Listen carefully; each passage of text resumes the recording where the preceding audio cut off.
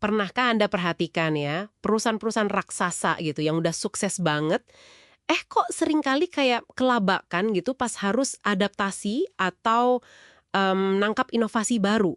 Nah, sumber kita kali ini dari bukunya Jeffrey Moore, Zone to Win, itu langsung nunjuk ke intinya.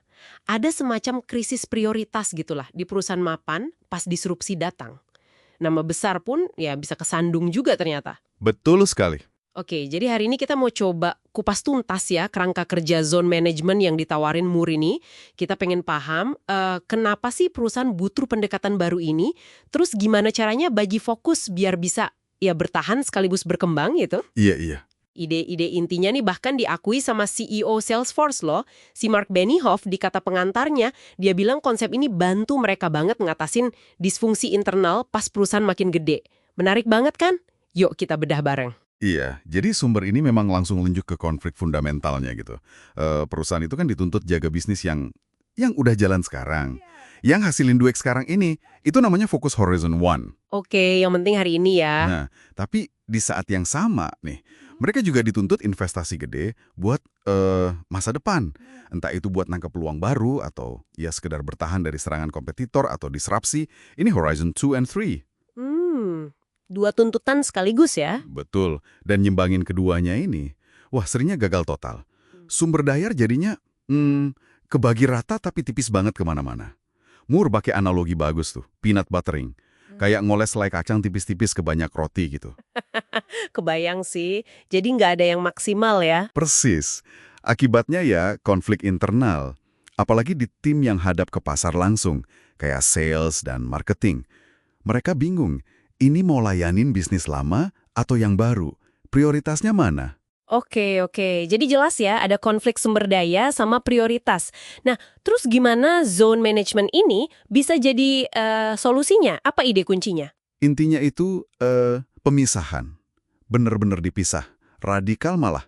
Moore usulin aktivitas perusahaan dibagi jadi 4 zona yang beda banget. 4 zona? Iya, 4.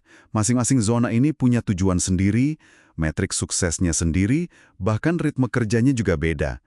Tujuannya apa? Yaitu buat misahin prioritas yang sering bentrok tadi, biar nggak saling ganggu gitu. Dipisah biar fokus ya? Betul. Dan ini bukan teori doang loh ya. Moore ngembangin ini dari pengalaman dia langsung, bantu perusahaan kayak ya Salesforce sama Microsoft gitu. Jadi udah teruji di lapangan lah. Kinerja atau performance zone. Ini ibarat jantungnya perusahaan lah yang pompa duit hari ini. Fokusnya murni horizon 1, bisnis yang udah mapan. Jelas ya, targetnya revenue. Iya, mantranya simple. Capai target. Udah gitu aja. Jangan diganggu sama eksperimen aneh-aneh. Kedua, zona produktivitas, productivity zone. Ini tim pendukung buat zona kinerja tadi. Kayak back office gitu. Bisa dibilang gitu. Isinya fungsi kayak IT, HR, keuangan gitu kan. Fokus mereka itu efisiensi, efektivitas, sama kepatuhan aturan atau compliance. Mereka ini mastiin mesin utama jalan terus, mulus. Oke, masuk akal. Terus yang ketiga? Ketiga, zona inkubasi, incubation zone. Nah, ini kayak labnya masa depan perusahaan. Rumahnya investasi horizon 3, yang jangka panjang mungkin 5-10 tahun ke depan. Tempat ide baru diuji coba ya? Betul. Tujuannya numbuhin calon bisnis gede berikutnya. Mirip kayak venture capital tapi internal perusahaan gitu. Nah, yang keempat ini yang paling krusial pas ada disrupsi. Namanya zona transformasi, transformation zone. Zona transformasi. Kedengerannya penting nih. Penting banget, ini kayak pasukan khusus gitu. Diaktifin cuma buat satu misi besar, yang risikonya tinggi. Biasanya ini Horizon 2, jembatan ke masa depan. Misi besar kayak gimana tuh contohnya? Misinya bisa 2. 1, ngeluncurin bisnis baru dari zona inkubasi tadi, sampai jadi gede beneran. Misalnya sampai nyumbang 10% pendapatan total.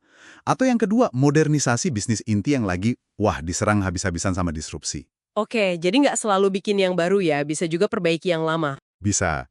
Tapi kuncinya, zona ini sifatnya sementara, intensif banget, dan butuh sumber daya yang nggak main-main. Fokusnya cuma satu proyek itu aja. Wah, menarik banget penekanan di zona transformasi ini, yang cuma buat satu misi besar. Tadi Anda sempat sebut ada zone offense sama zone defense. Apa prinsip kuncinya di situ menurut Moore? Nah, iya betul. Kalau lagi main nyerang nih, zone offense, mau bikin lini bisnis baru yang signifikan. Moore tegas banget. Pilih hanya satu inisiatif transformasi. Jangan pernah pecah fokus. Cuma satu ya? Kenapa gitu? Karena, kata dia, banyak perusahaan gagal justru karena nyoba terlalu banyak hal baru barengan. Sumber daya jadi buyar lagi kan? Nah, sebaliknya, kalau lagi bertahan, zone defense, dari serangan disrupsi, strateginya itu bukan mendisrupsi diri sendiri. Moore bilang itu omong kosong. Oh ya, jadi gimana dong? Strateginya ada 3 langkah. Pertama, netralisir dulu ancamannya. Adopsi sebagian teknologi disrupsi biar nggak ketinggalan jauh. Kedua, optimalkan operasi inti kamu. Bikin lebih efisien. Baru yang ketiga, setelah itu, cari cara buat diferensiasi baru. Intinya, lindungi benteng utama dulu sebelum coba bangun yang baru. Jadi netralisir, optimalkan, baru bedain diri ya. Masuk akal sih strateginya. Tapi, konsep misahin zona ini kan kedengaran logis banget ya di atas kertas. Cuma, seberapa realistis sih ini diterapin? Mengingat di perusahaan gede gitu, sumber daya kan selalu jadi rebutan. Terus ada politik internal lah. Apa nggak gampang runtuh tembok antar zona ini? Pertanyaan bagus banget. Dan ya, memang disitulah tantangan terbesarnya. Justru dengan paham zona-zona ini, Anda jadi punya lensa buat ngelihat kenapa kok inovasi di perusahaan gede itu susah banget. Iya, sering dengar kan keluhannya gitu. Bener. Ini bukan cuma soal kurang ide bagus aja, tapi lebih ke masalah struktur organisasinya, alokasi sumber daya yang terbatas itu tadi, terus ya pertarungan politik internal, dan soal keberanian atau malah nggak adanya keberanian pimpinan puncak buat ambil risiko gede di Horizon 2. Padahal Horizon 2 itu awalnya pasti rugi dulu. Wah, ya juga ya.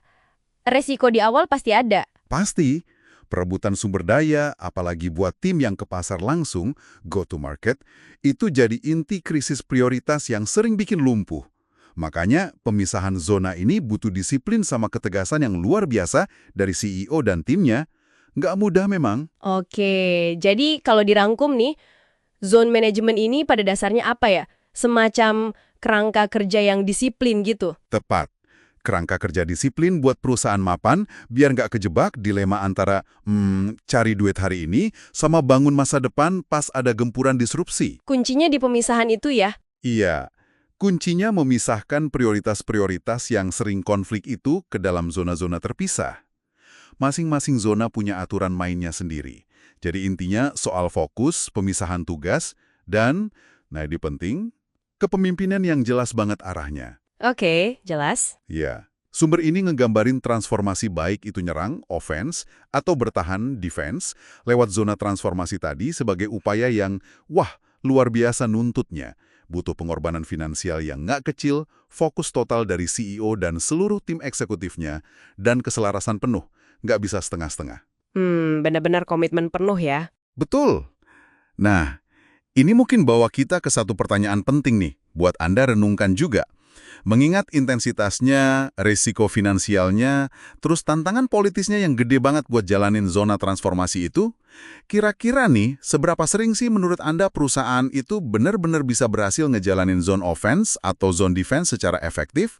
Apalagi di landscape bisnis sekarang yang perubahannya makin cepat dan ya makin nggak terduga kayak gini. Wah, pertanyaan bagus tuh.